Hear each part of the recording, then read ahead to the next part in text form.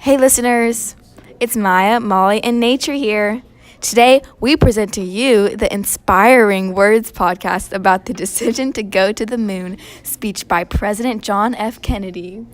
On May 29, 1917, John Fitzgerald Kennedy was born in Brooklyn, Massachusetts. He was born to the multimillionaire corporate executive Joseph Kennedy and his spouse, Rose Fitzgerald Kennedy. John F. Kennedy, more commonly known by his initials JFK, enrolled at Harvard University and received a degree in international affairs with honors in 1940. While at Harvard, he wrote a thesis paper highlighting the German government's failure to prevent World War II. This paper later became the best-selling book, Why England Slept. Once President Kennedy graduated college, he decided to enlist in the U.S. Armed Forces, but was turned down due to an old back injury. After months and months of exercising to strengthen his back, he was accepted into the Navy. In 1961, John F. Kennedy was elected the 35th President of the United States. He became the youngest man to become president. Unfortunately, JFK's presidency was cut short due to being assassinated while riding in a motorcade in Dallas, Texas on November 22, 1963. On May 25, 1961, President John F. Kennedy announced his ambitious goal of sending an American safely to the moon before the end of the decade.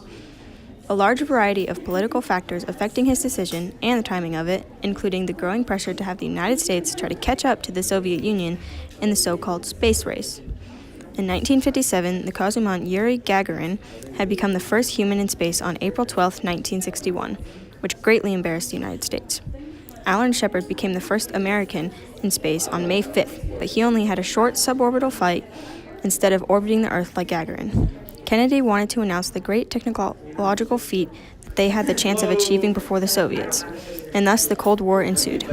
The majority of all efforts in NASA's space flight program were supported by Kennedy's encouraging speech.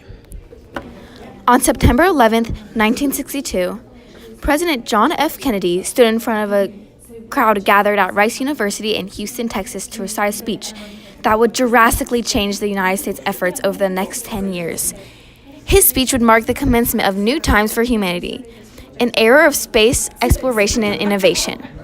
The context of President Kennedy's The Decision to Go to the Moon speech began the infamous space race between the United States and the Soviet Union. At this point, the Soviet satellite Sputnik had been in space for about 4 years, and only 1 year prior, Soviet astronaut Yuri Gagarin had become the first human being in history to enter space. The United States was rapidly becoming more concerned about a red moon, meaning the Soviet landing on the moon first.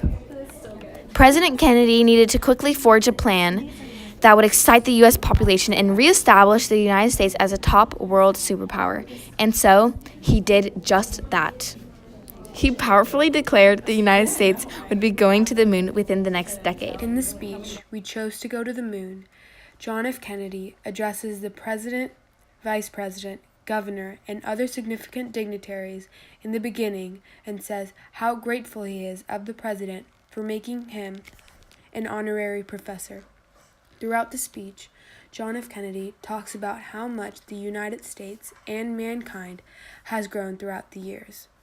The printing press came this year.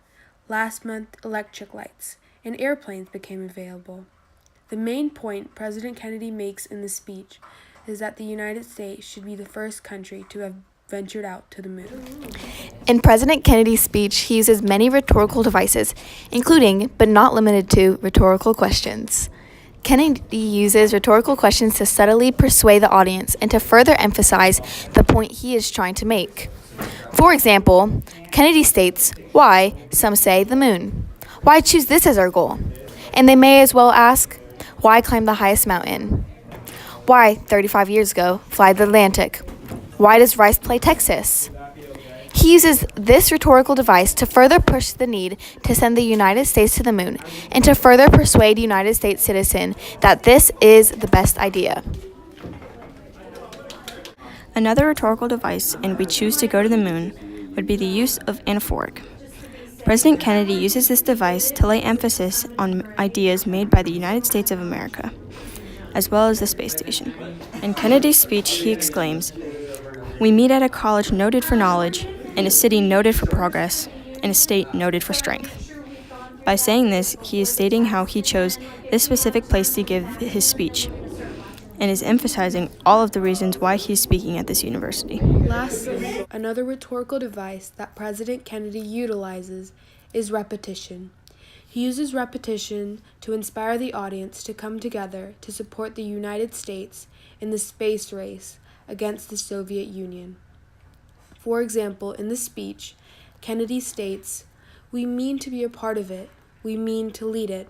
We have vowed that we shall not see it governed by a hostile flag of conquest. We have vowed that we shall not see space filled with weapons of mass destruction, but with the instruments of knowledge and understanding." President Kennedy repeats the word "we" to emphasize that the audience members are part of one team. Also, by emphasizing "we," he shows the audience how together they can do many things. Another example of repetition is when President Kennedy declares, "The first waves of the Industrial Revolution, the first waves of modern invention, and the first waves of nuclear power, and this generation does not intend to founder in the backwash of the coming age of space." In this quote, the words "first wave" are repeated for emphasis. President Kennedy repeats these words to highlight the fact that the United States has been up on its feet for every change new inventions bring.